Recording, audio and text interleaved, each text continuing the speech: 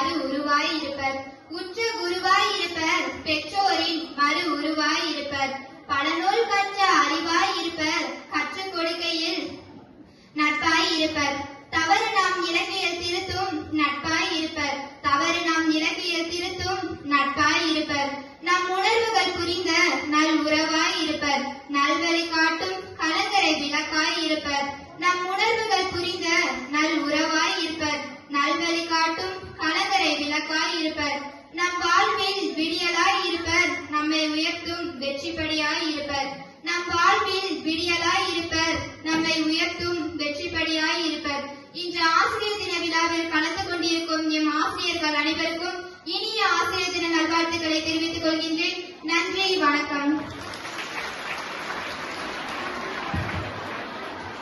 கவிதை கூறிய மாணவிக்கு நன்றி.